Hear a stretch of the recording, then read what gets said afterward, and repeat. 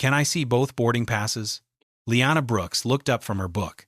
Evelyn Parker stood beside seats 3A and 3B, with one hand resting on the top of Sienna's seat. 2 minutes earlier, the senior purser had handed a man across the aisle a glass of water without asking to see anything. Now her hand was open, waiting. Liana reached into the side pocket of her backpack and gave her both passes. Sienna closed her sketchbook. Evelyn read the names. Liana Brooks, Sienna Brooks, seats 3A and 3B. She checked the small seat placards above the armrests, then looked at the girls' hoodies and sneakers.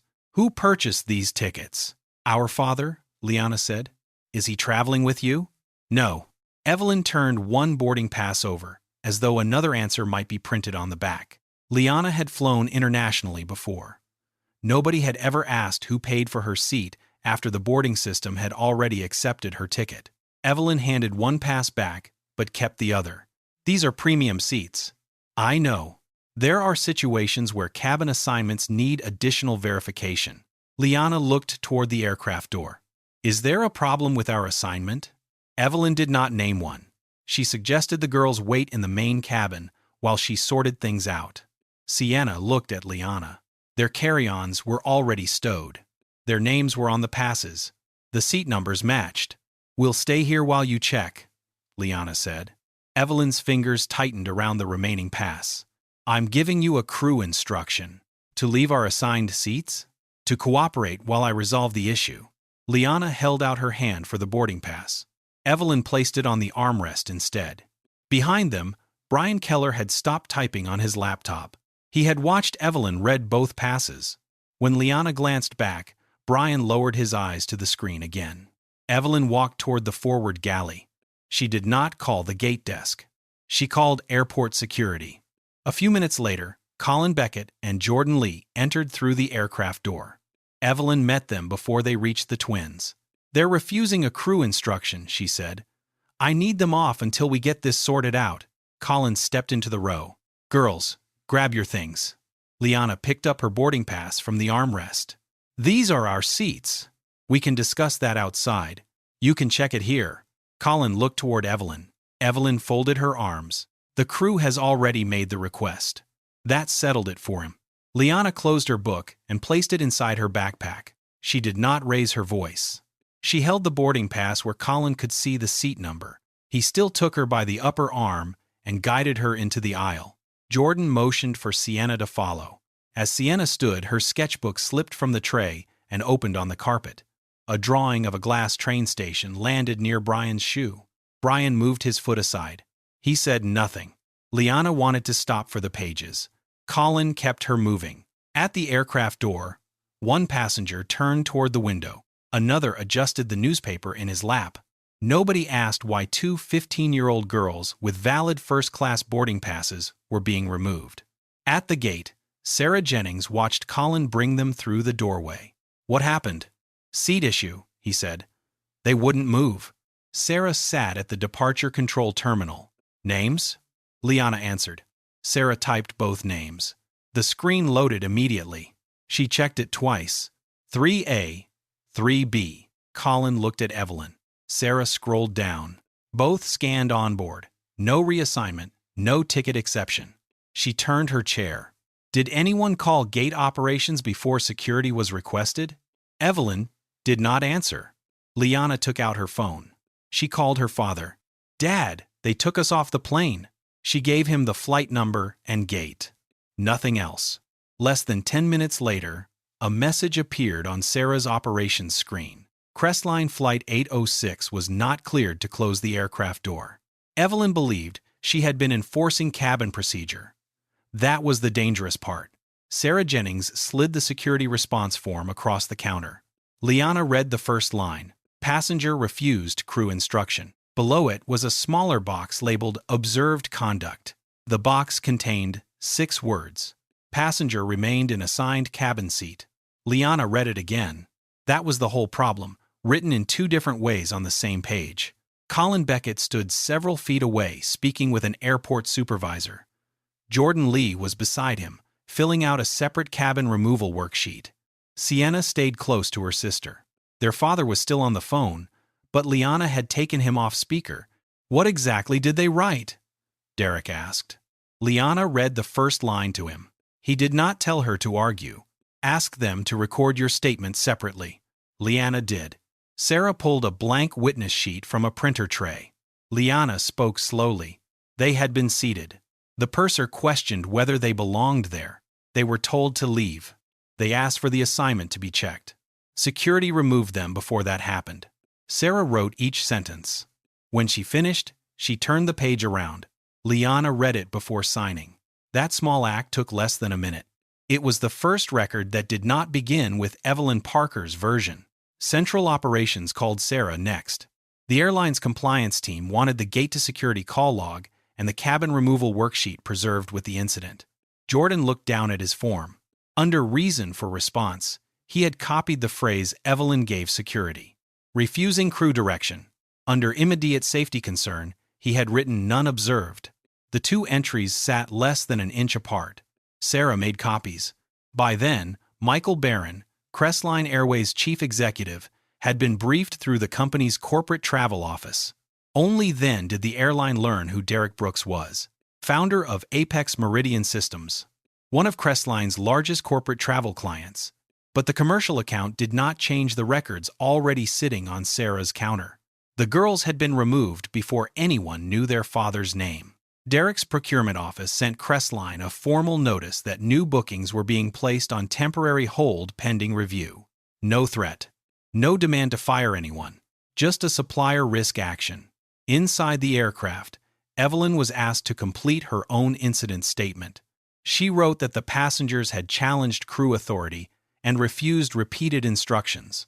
Corporate compliance asked for the specific conduct that created the need for removal.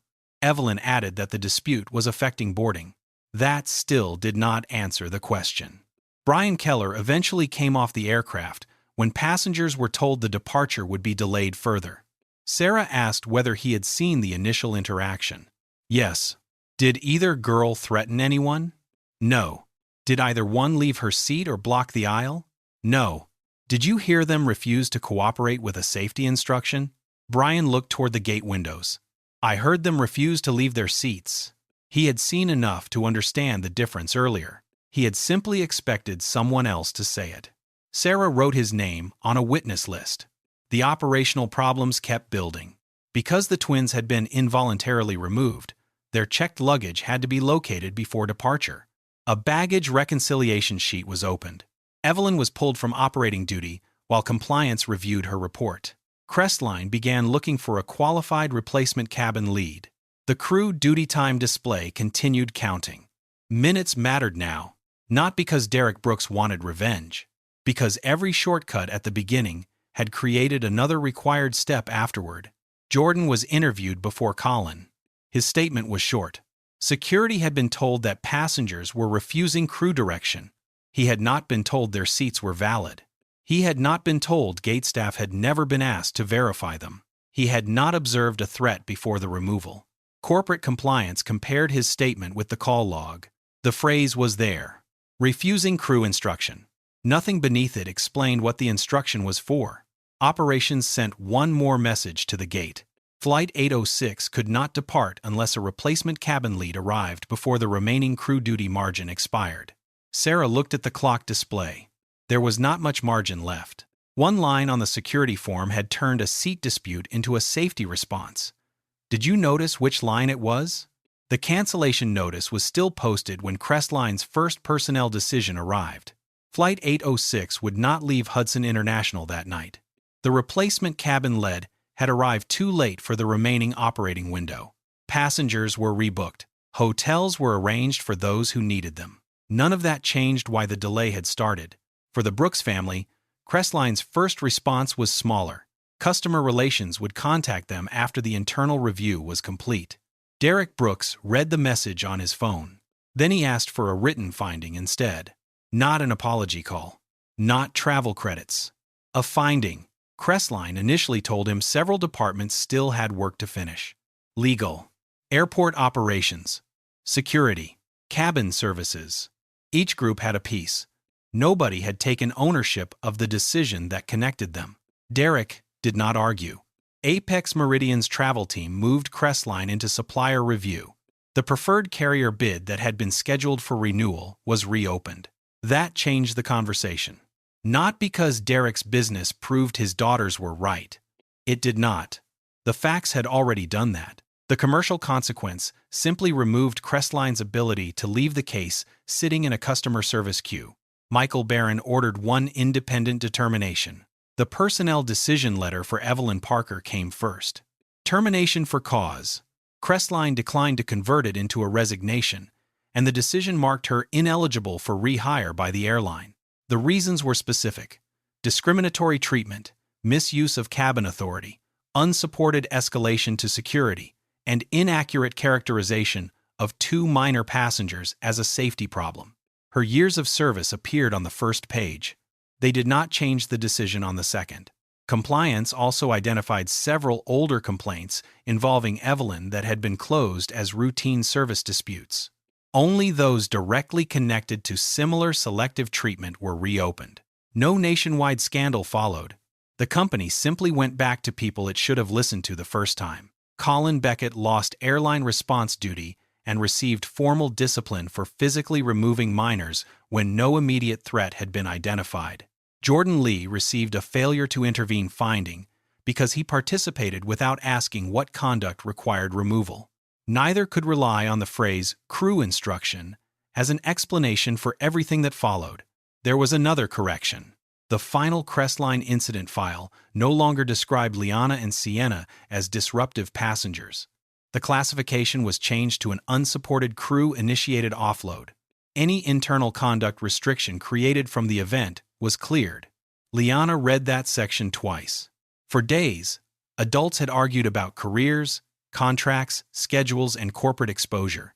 That one correction dealt with something simpler. The airline finally stopped recording the girls as the problem. Crestline's vendor risk scorecard created the next consequence.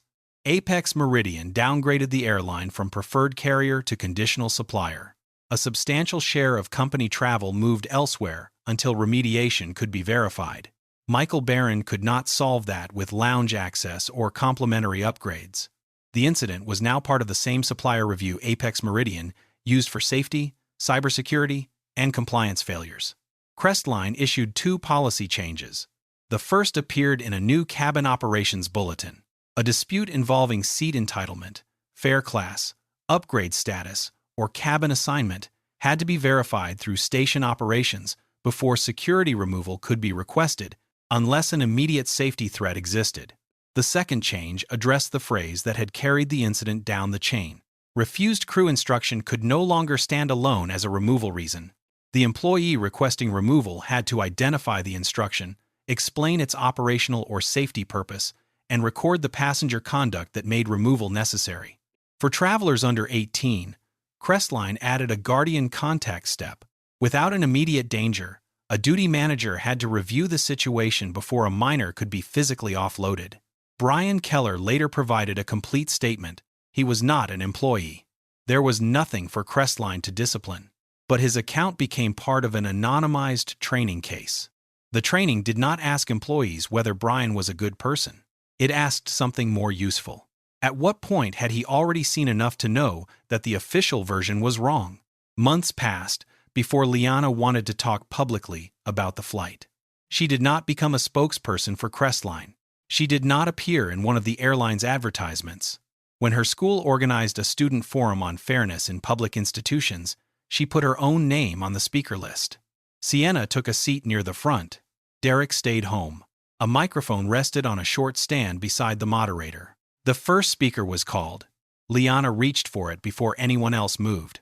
If speaking up might have delayed your own trip, while staying quiet meant 2 girls faced the consequences alone, which choice would you have made before the cost reached you? This story is fictional.